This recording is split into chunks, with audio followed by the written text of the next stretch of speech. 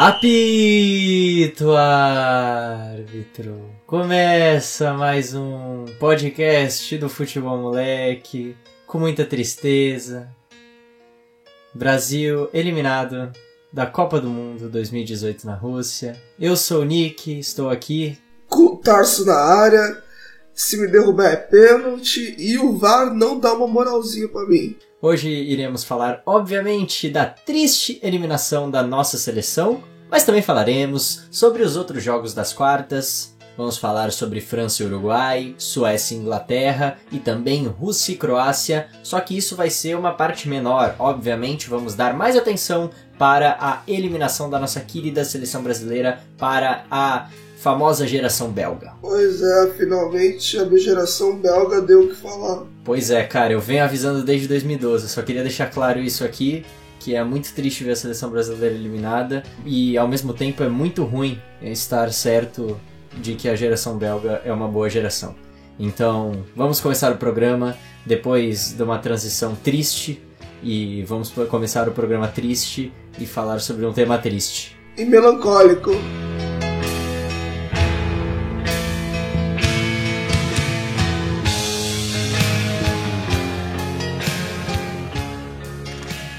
Vamos lá, eu separei aqui alguns pontos pra gente falar sobre o jogo. O primeiro ponto é sobre a tática do Roberto Martinez, o treinador da Bélgica, que eu no último podcast subestimei o cara. Eu falei que eu não achava ele bom, achava ele ingênuo, que ele só vai com o time todo pra frente, mas ele só foi com o time todo pra frente em seleções inferiores. Agora que ele enfrentou uma seleção superior ou do mesmo nível que a dele, ele deu um nó tático na seleção brasileira, cara. Ele colocou o Fellaini lá pra marcar junto com o Witzel e acabou com o nosso meio campo. Cara, na minha opinião, o Martinez, ou Martinez, sei lá como é que fala, ele jogou do jeito que eu acho que o Brasil devia ter jogado. Porque ele jogou só no contra-ataque e, na minha opinião, quem devia ter jogado no contra-ataque era o Brasil. E aí ele aproveitou da confusão do Fernandinho, que não entrou encaixado no time, as subidas muito arriscadas do Paulinho, o cara conseguiu matar o jogo em dois contra-ataques. Na real eu vou falar mais sobre isso em outros pontos, mas eu acho que em questão de jogo mesmo, a seleção deu um banho na Bélgica. O problema é que os caras deram primeiramente a sorte de abrir o placar logo no começo com um gol contra, e também mostrou qualidade naquele contra-ataque no segundo gol, qualidade no contra-ataque, que é uma das grandes armas deles, né? Uma das melhores armas dessa seleção, e o De Bruyne, que é um excelente jogador, acertando uma pancada de fora.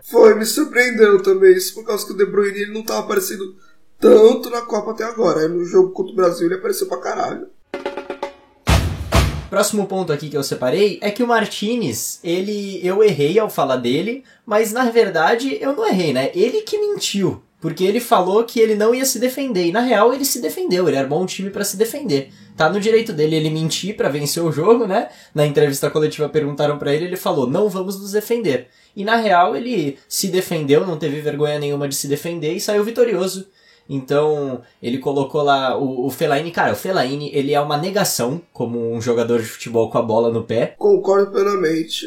Só que ele é um bom marcador, ele sabe marcar, e ele tem 2 metros de altura e um cabelo que dá mais uns 10 centímetros pra ele. Ou seja, o cara é um poste e é uma arma na bola aérea. Com a bola no pé ele não é bom, mas ele marcou muito bem.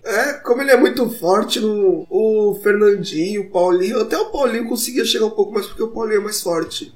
Mas a gente perdia muita bola pra ele no jogo de corpo, a gente não ganhava uma deles.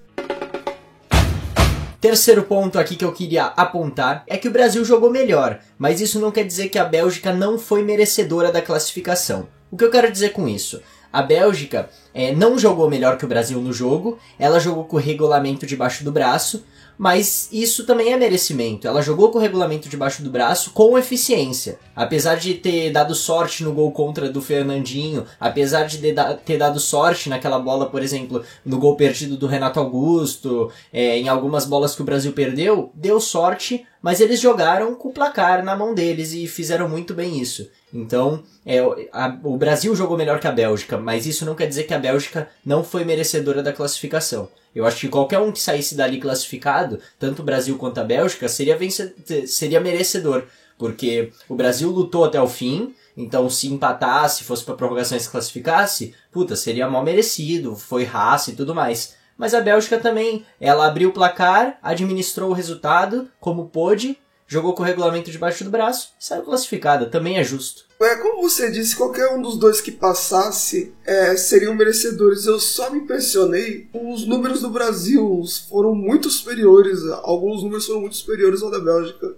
Eu não sei se você tem os números aí, mas, por exemplo, finalizações ao gol foram 26 do Brasil e 8 da Bélgica. Sim, e teve um dado momento, quando o jogo ainda estava 1-0, que apareceu a informação na tela, lá na transmissão da FIFA, eu não tinha reparado isso, mas o jogo estava 1-0, o Brasil tinha 6 finalizações ao gol da Bélgica, e a Bélgica não tinha nenhuma finalização ao gol do Brasil, porque o gol foi contra. Então os caras estavam ganhando o jogo sem ter finalização nenhuma no jogo. É impressionante, né, cara? Mas é um daqueles dias em que nada vai entrar mesmo, então o bagulho é aceitar mesmo. Uma questão que me irrita muito nessa galera que torce contra o Brasil, enfim, eu acho muito feio torcer contra. Mas eu acho mais feio ainda quando a pessoa assiste o jogo e ela é um mau perdedor. Do tipo, vem aquela síndrome do perdemos logo nada presta, sabe?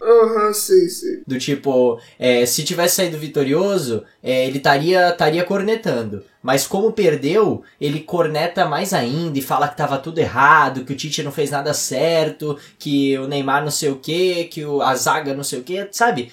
O time jogou muito bem, cara. Ele podia ter saído muito bem classificado. Acabou tendo a infelicidade, acabou não tendo competência em alguns lances. Por exemplo, no lance do segundo gol deles, tinha que ter matado o contra-ataque. Tomava um amarelo ali, o Fagner podia ter feito a falta ali, ou algum meio campo, o próprio Fernandinho, matava a jogada ali no começo no Hazard, a bola não ia chegar no De Bruyne e a gente não ia tomar o segundo gol. Faltou essa leitura. Mas isso não quer dizer que a gente não jogou bem, cara. Então, cara, se o Brasil tivesse jogado mal, eu não estaria rouco hoje, gritando só por um gol. Não, pra mim o Brasil jogou muito bem. A gente deu pressão. Na moral, na minha opinião, a gente dominou os dois tempos. O único negócio é que, realmente não foi o dia da bola entrar. Eu acho que assim, você não tem o direito. As pessoas não têm o direito de achar que o Brasil jogou mal, porque não jogou, e as pessoas também não têm o direito de achar uma vergonha o resultado. Eu acho isso muito feio, que a pessoa, só porque o Brasil foi eliminado, nossa, é uma vergonha, não sei o que lá. Não é uma vergonha nenhuma, cara. A Bélgica tem um puta de um time, todos os jogadores da Bélgica estão nas maiores ligas do mundo, sendo estrelas lá, cara. É normal. A nossa seleção não é invencível. E perdeu pra uma seleção de ótimo nível. Mas sabe o que me irritou? Tem um cara que eu tava lendo, ele ficou impressionado como o brasileiro falou que, nossa, os brasileiros não conseguem achar uma seleção melhor que a deles. Tudo pra eles tem que ser a melhor, e aí quando vem uma seleção melhor, eles não podem aceitar aqui. Mas, cara, se você for ver o futebol assim dos últimos tempos, quem tava jogando melhor o futebol era realmente a seleção brasileira. Por causa que a Bélgica convencia, mas eram contra seleções que não eram muito boas. Tinha marcado 76 gols num grupo da eliminatórias europeia, que tinha Grécia, Bósnia e Herzegovina, Eslovênia, Gibraltar. Foi para a Copa do Mundo num grupo, acho que podemos dizer que era o mais fácil da Copa. Fora a Inglaterra, tinha Panamá e Tunísia também.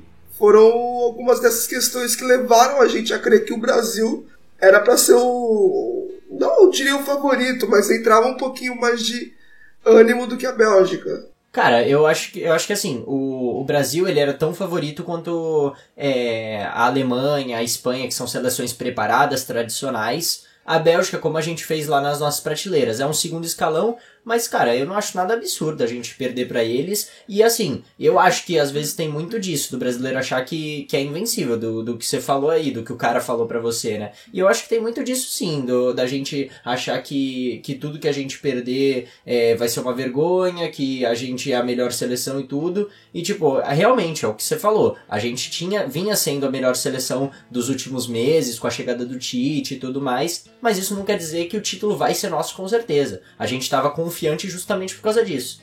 Mas não é garantia de nada, né? O futebol é imprevisível. Daí a Rússia chegou nas quartas de final sendo a seleção pior ranqueada, a segunda pior ranqueada na Copa do Mundo inteira. Eu só não concordaria muito com ele não, porque esse cara é meio bostão, ele tava torcendo pra Bélgica. Mas é verdade, tem muito disso do brasileiro realmente não querer aceitar a seleção, não queria aceitar que a seleção seja a pior, mas do jeito que ele tava falando, ele queria dizer que nossa seleção era melhor desde 2002, 2006. E acho que faltou um pouco disso pra ele lembrar que nossa seleção tem condições sim de ser a melhor.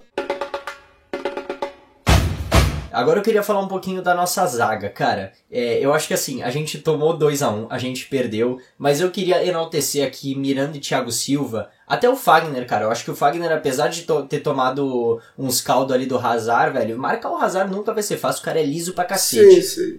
O Thiago Silva e o Fagner, principalmente na defesa, enaltecer principalmente os dois. Puta merda, cara, mesmo nesse jogo que a gente perdeu, eles jogaram demais. Cara, jogaram mesmo. Como você disse, marcar o Hazard sempre vai ser um bagulho muito difícil, mas eu achei que o Fagner conseguiu cumprir bem isso, sabe? Eu achei que ia ser bem pior, na verdade foi bem ok. Sim, ele deu uma segurança ali, ele fez falta quando tinha que fazer, tanto que ele tomou um amarelo já era mais no segundo tempo, assim, em algumas bolas que ele perdeu, ele podia ter se recuperado mais rápido e tudo mais, mas nada absurdo, cara, é um cara dos mais difíceis de marcar. Eu acho que o Hazard, ele tá ali no top 5 de melhores dribladores do mundo atualmente, por exemplo, o melhor driblador no mundo atualmente, em questão de drible mesmo, é o Neymar. Sim. Daí o Hazard tá ali, tá beirando, é muita qualidade, então o Fagner se deu muito bem ali. O Marcelo, por exemplo, eu achei que ele avançava demais, eu até falei no último podcast que eu preferia o Filipe Luís pra justamente conter essa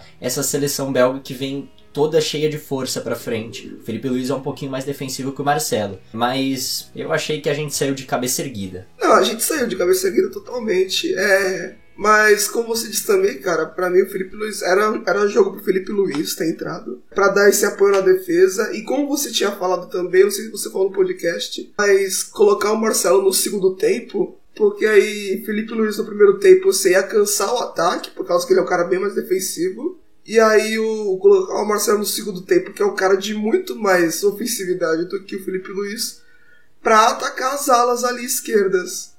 Aí realmente o Marcelo ficar subindo o tempo todo ali, deixava uma avenida ali na esquerda que os belgas souberam aproveitar muito bem. Sim, mas é foda você tirar o Marcelo do time, né? A gente fala assim, mas pô, é o melhor lateral esquerdo do mundo, é difícil tirar, né? O cara é foda. Eu particularmente colocaria o Filipe Luís, mas eu tô falando aqui, eu não sou o técnico da seleção, às vezes eu não teria peito pra fazer um negócio desse, né? O cara é foda.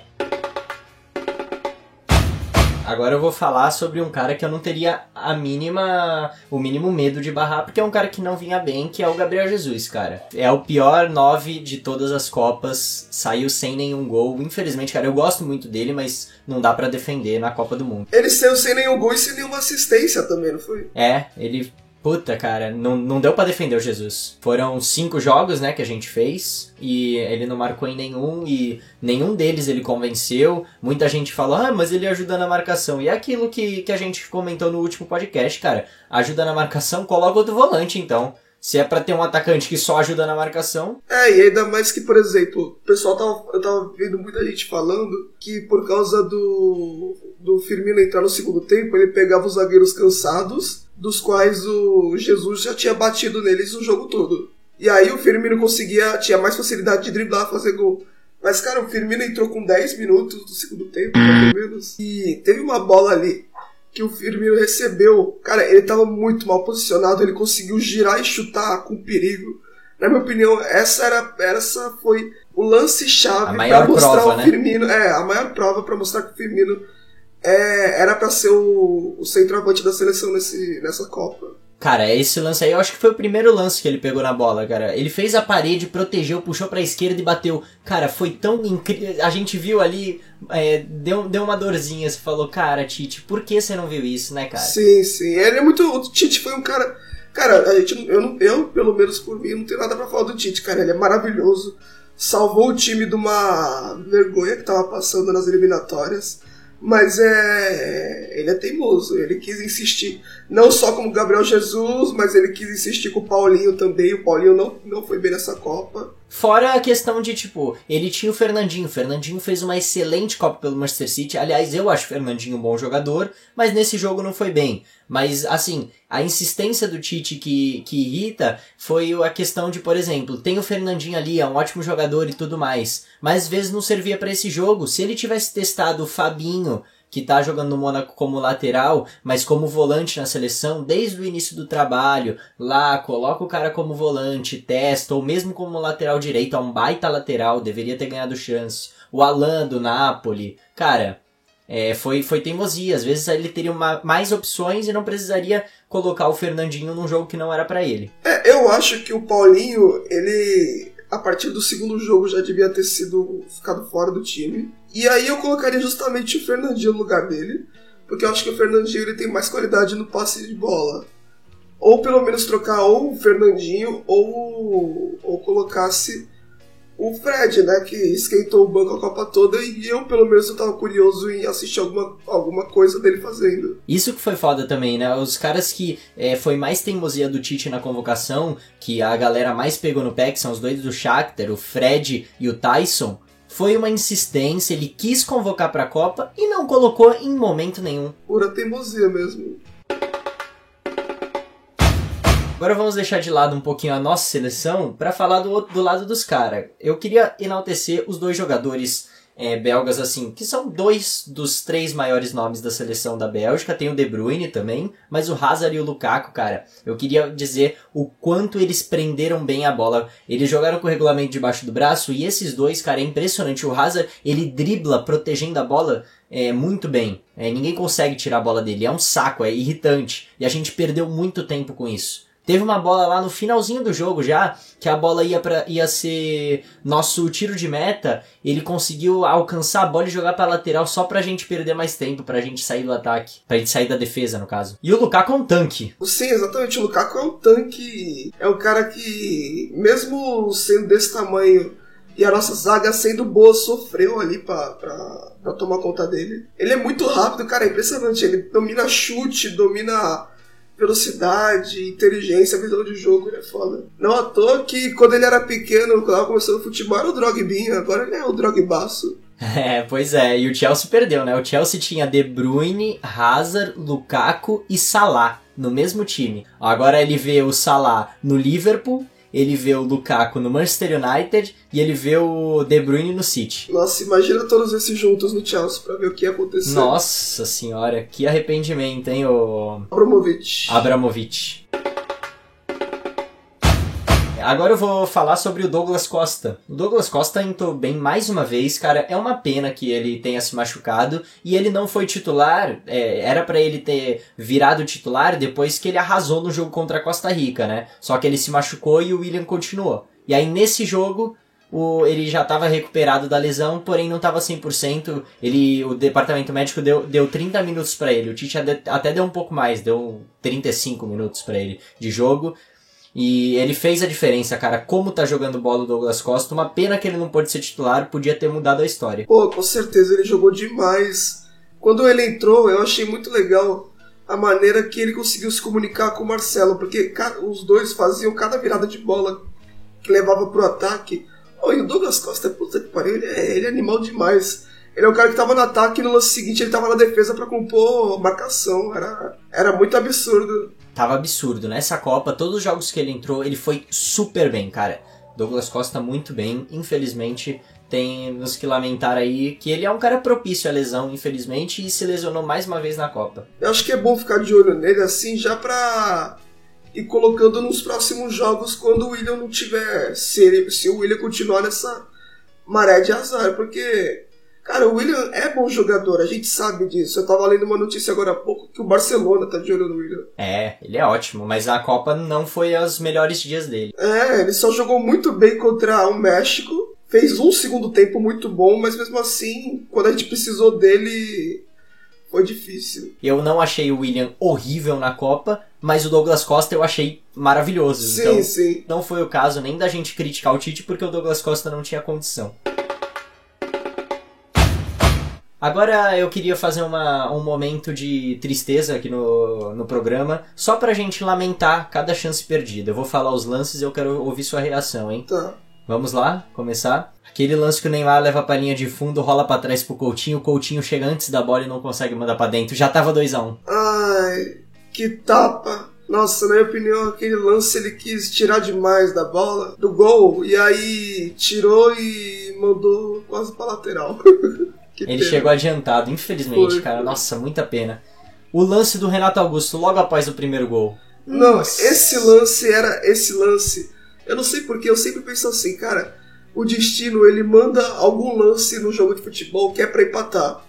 E aí, por um acaso, ele não empatou. E era essa bola que era pra empatar, cara. E foi muito louco, né, cara? Foi muito louco porque o Courtois deu o canto direito pra ele inteiro. E ele bateu no canto direito. Só que o canto esquerdo era a melhor opção. O Courtois foi... Eu não sei se foi proposital, mas se foi, ele foi muito inteligente na colocação dele. Ele se colocou mais à esquerda pra dar o canto pro Renato Augusto. Renato Augusto foi na dele, só que mandou pra fora. Mano, imagina se o Renato Augusto faz o gol. Caralho, seria muito louco. Ele ia ser o cara que ia entrar e fazer os 2 gols. Puta merda, ia ser foda. E agora, é claro, um dos últimos lances do jogo, aquela defesa absurda do Courtois no chute do Neymar. Você acha que é pro gol ou no travessão? Eu acho que é no gol aquela bola. Eu acho que é no gol. Muita gente, eu ouvi gente falando que é no travessão, mas a bola já tava caindo, ia no gol. Eu acho que é no gol mesmo. Mas olha, você esqueceu do lance. Qual? Aquela bola, eu acho que foi rebatida do Gabriel Jesus e parou no pé do Paulinho. Putz, o Paulinho... Mano, eu vi no replay em câmera lenta essa bola. Foi uma baita jogada do Jesus. Foi a melhor coisa que ele fez na Copa. Na Copa, foi mesmo. E aí ele rolou assim, bola rebatida, sobrou no Paulinho, cara. E você vê na câmera lenta que antes da bola rebater, o Paulinho olha pro lado pra ver a marcação. Quando ele olha de volta pra bola, a bola já passou dele. E ele não consegue chutar. Sim, nossa, que pena, Ele cara. foi pego no reflexo. Nossa, cara, é tanta coisa pra se lamentar, né? Mas, pô, eu acho que, assim, é muito triste a gente lembrar de tudo isso, lembrar da eliminação e tudo mais. Mas, cara, ao mesmo tempo, se você for ser 100% racional, é muito foda o futebol, né, cara? A gente pressionou, é muito da hora. O futebol é incrível, não tem nem o que falar, cara. Por exemplo, ver o Mina subindo pra cabecear no último minuto do jogo e empatar contra a Inglaterra. Não à toa que acho que... Quem que foi que tava narrando? Era o Luiz Roberto, pela Globo? Ele começou a gritar, é o esporte mais espetacular do mundo, cara. Futebol, pô, tô arrepiado só de lembrar. Foda demais. Agora eu queria enaltecer um ponto que a gente já falou aqui, que é que saímos de cabeça erguida. Não é vergonha perder pra Bélgica, não é vergonha a gente tá jogando o melhor futebol nos últimos meses das seleções e ser eliminado, porque às vezes o favoritismo não quer dizer tudo no futebol, porque é um esporte imprevisível. Cara, tá tudo bem, velho. Novas Copas virão, a gente tem 5, o máximo que vai acontecer é a França ou a Inglaterra ser bi, ou algum título inédito, que seria mais da hora ainda. Então o nosso penta ainda tá intacto. Tem 2022 por aí, 2026, tem Paquetá, tem Rodrigo, tem Vinícius Júnior. Mas sabe um negócio que tá me doendo? Deixa eu te interromper rapidinho. É que, por exemplo, em 2022, essa nova geração que tá vindo, Rodrigo do Santos, o Paquetá do Flamengo, o Paulinho do Vasco, que agora tá no Leverkusen, o Pedrinho, que é do Corinthians, o Vinícius Júnior, que agora tá no Real Madrid. Cara, esses jogadores, na minha opinião, eles são a nova seleção, tipo, os novos nomes da seleção, acho que não tem nem o que dizer, né? Mas pra próxima Copa, eles vão ter, tipo, a idade do Gabriel Jesus. Exatamente, eles ainda vão ser muito novos. E aí eu fiquei com medo, porque, tipo, olha o que o Gabriel Jesus fez nessa Copa do Mundo. Imagina agora 4 ou 5 jogadores fazendo isso. Ah, e tem o Pedrão do Fluminense também, que é um ótimo jogador. Porque, na verdade, a geração para 2022, teoricamente, é a francesa e a inglesa que estão disputando essa Copa. E as duas estão na semifinal. Engraçado, né? Dá mais medo ainda para 2022. E a nossa geração, ela é para 2026 ou para 2030. Puta merda. Essa geração de agora. Mas, cara, é 12 anos, velho, 2030.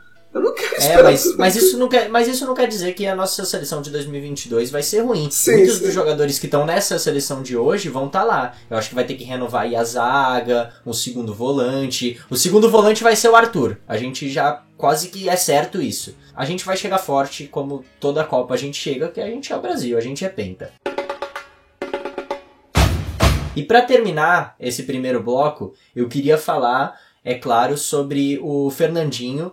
Você pode falar o que quiser, pode falar que ele foi mal no jogo, pode ter culpado ele, o gol contra, que fez a gente ser desclassificado, pode falar o que for, mas ele sofreu muito comentário racista no... Não, isso daí é escroto, isso daí ele não merece tudo isso. Ninguém merece isso, cara, isso é coisa de gente estúpida e de gente que não deveria existir, cara, foi nojento os comentários, ele teve que desativar os comentários. Ele jogou mal a Copa do Mundo, não fez um bom jogo, mas mesmo assim, não é motivo nenhum pra chegarem e fazer esses comentários, é ridículo, você tem que presenciar isso. Aliás, eu falei que ele sofreu muitos comentários racistas, não importa se foi muito, se foi um, se foi dois, não importa. Sim. Cada um deles são de pessoas que precisam repensar, porque nada justifica, cara. Vergonhoso. Então, queria justamente ser o último ponto aí do nosso primeiro bloco porque é um negócio vergonhoso aí pra todas as pessoas. E eu vi uma publicação até de uma das páginas aí que se autodenomina Canarinho Pistola, né? Que aí colocou, vendo os comentários no Instagram do Fernandinho, eu me pergunto se a gente realmente merecia o Hexa. E fica aí o pensamento para finalizarmos o primeiro bloco.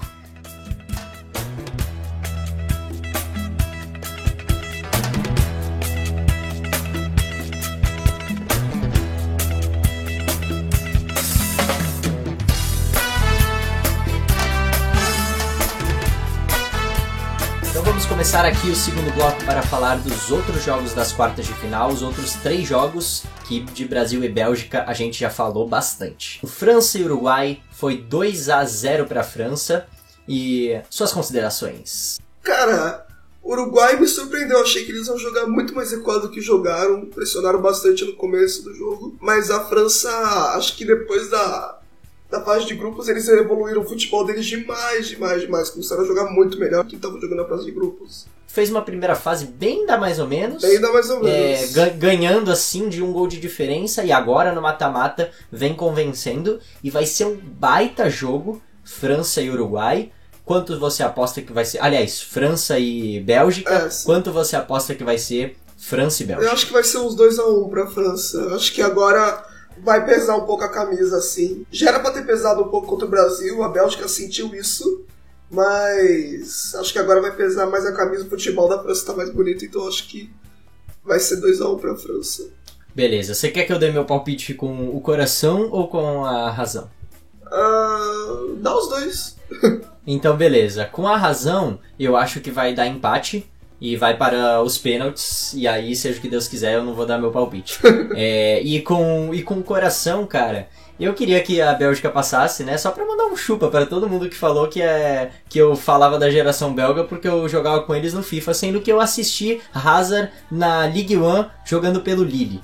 Então, meus amigos, um belo chupa pra todos vocês, mas é óbvio, quero dizer aqui, é óbvio que eu não torci pra geração belga no jogo contra o Brasil. Eu sou brasileiro com muito orgulho e com muito amor, mas é muito legal ver todo mundo calando a boca, né? Quando você tá certo, é bem gostoso assim. E por outro motivo também, que essa é a minha opinião com o coração, porque eu quero ver uma seleção inédita ganhando uma Copa de novo, assim como foi em 2010. Uma disputa de 2 seleções que não ganharam. Então, meu sonho nessa Copa é ver uma final entre Bélgica e Croácia e uma disputa de 3º lugar entre França e Inglaterra. Porra, do caralho essa disputa de 3º lugar, hein? Vai dar mais audiência do que a própria final. É provável.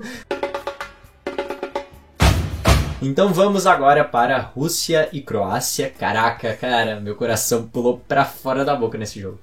Eu acho que diferente da França, começou a jogar um bom futebol depois da fase de grupos, a Croácia, eu tô sentindo que, tipo, regrediu. É, exatamente. Eles não estão jogando o mesmo futebol da fase de grupos, eles estão jogando mais ou menos. Foi isso mesmo, na fase de grupo, cara, Croácia, mano, mandou muito bem, jogou bem em todos os jogos. Sim. E aí chegou no mata-mata, ele tá meia bomba, assim, passou na Dinamarca na dificuldade, tudo bem que a Dinamarca não é qualquer coisa, né? Tem ali um time mais ou menos, mas passou na maior dificuldade, correndo o risco de ser eliminada. Foi. Contra a Rússia começou perdendo e ainda empatou ali e conseguiu ir pros pênaltis. Mas, cara, eu queria dizer duas coisas aqui. O Subasic jogou no goleiro, né, no caso. Sim. Jogou no sacrifício, ele sentiu a posterior da coxa e jogou até o final e conseguiu salvar o time nos pênaltis mais uma vez. Os pênaltis de novo, ele é muito bom. Exatamente, ele é excelente, cara, eu gosto dele do Mônaco. O Akinfev também catou um pênalti que, meu Deus do céu, velho, bola no cantinho ele foi buscar. Foi, cara, não é que o cara bateu mal não, ele foi catar. Mas aí a Croácia se classificou e, cara, eu queria levantar um ponto que eu já conversei com você sobre isso hoje mais cedo, que é o seguinte: o Real Madrid foi campeão da Champions League e isso conta muito para decidir o melhor do mundo, né? O cara tá na competição mais disputada do mundo, a melhor competição, né? Que é a Champions League, ser campeão, como foi o Real Madrid. Então a galera já achava que o melhor do mundo já ia ser do Cristiano Ronaldo e tudo mais. Mas eu acho que atualmente, devido a todas as circunstâncias, e o Modric tá levando a seleção croata longe na Copa do Mundo desse jeito, eu acho que bate de frente o Modric com o Cristiano Ronaldo. Eu não me surpreenderia se o Modric levasse o melhor do mundo. E eu acharia até legal, cara, porque ele faz por merecer, ele é um puta de um craque e jogou bem a temporada inteira e vem jogando bem faz muito tempo. E também eu queria dizer que encheu o saco Messi e Cristiano Ronaldo, vamos ganhar mais um ou outro aí. E ele é um cara que tá fazendo por merecer, apesar de que agora nos últimos 2 jogos eu não achei ele tão bem, né? Contra a Dinamarca e hoje também contra a Rússia. Eu acho que, cara, infelizmente, apesar de eu concordar contigo, dele merecer, acho que infelizmente ele é muito low profile, né? Ele é um cara muito, muito, muito sem mídia. Mas eu realmente gostaria que fosse. Eu também não aguento mais essa disputa Messi e Cristiano Ronaldo. Mas é que nem em 2014. Em 2014, tanto o Robin quanto o Ribéry, eles estavam muito, muito, muito cotados para serem os melhores do mundo. E, na verdade, quem foi o Cristiano Ronaldo, né? Sem levar nenhum título no campeonato. Foi a maior polêmica, assim, de melhor do mundo. Essa e 2010, que o Messi levou, sendo que era pra ser o Iniesta. Isso, verdade também. Enfim, eu acho que esse jogo a gente matou e fica aí o questionamento pra todos os ouvintes. Se quiser debater com a gente lá no nosso Instagram, @FuteMLK, chama no direct que a gente debate. Modric merece ser o melhor jogador do mundo? E agora vamos para o último jogo dessas quartas de final, que foi Inglaterra e Suécia. Eu queria fazer só 2 considerações sobre esse jogo. Eu achei que a Suécia fosse dar mais trabalho para a Inglaterra, deu muito espaço, a Inglaterra jogou super tranquilo. No segundo gol do Dele Alli, que foi 2-0, né, o jogo. No segundo gol do Dele Alli, ele quase nem comemorou, ele tá indo pra semifinal da Copa, ele meteu de cabeça lá, fez aê, beleza galera. Tá ligado? Eles estavam super de boa, porque a Suécia não demonstrou toda aquela vontade que vinha demonstrando. Me decepcionou também. E também, outro ponto que eu queria enaltecer é o Pickford, o goleiro do Everton, goleiro da Inglaterra, que catou bastante, assim. As poucas chances que a Suécia teve foram chances claríssimas, assim, que eles mandaram no cantinho, assim, e ele fez umas defesas animal, cara. Ele tá me surpreendendo muito como goleiro. Eu não assisto a Premier League, como eu já disse em outros episódios, mas eu realmente tô impressionado, porque a Inglaterra nunca teve um histórico de bons goleiros, né? Eu lembro que na Copa de 2010 eles sofreram tanto com isso que eles colocaram o Green de titular. O Green levou um peru, nossa, foi ridículo. Aí eles tiveram que colocar o goleiro do Portsmouth, que o Portsmouth não é um time grande inglês, mas só que era ele que dava um pouquinho mais de segurança que o Green. E fazia tempo, né? Desde a cabeçada do Pelé na Copa de 70 que não tinha um goleiro...